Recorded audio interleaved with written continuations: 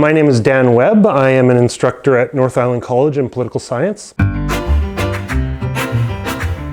How do you give back to your community? I am a director of two film festivals, local film festivals. I also work for the Member of Parliament part-time as a caseworker. What is your favorite part about living on North Vancouver Island? How dog-friendly Vancouver Island is in general. Also, the lack of lineups when you do things here. What are your top two favorite snacks? A genre of snack, which would be cheese melted on things. Otherwise, I'm going to go with pistachios. Define your north. I want to create things that then exist in the world that others take part in, like the film festivals or the movies that I make. That is something that really drives me, that energizes me, that sort of contributes to meaning in my own life.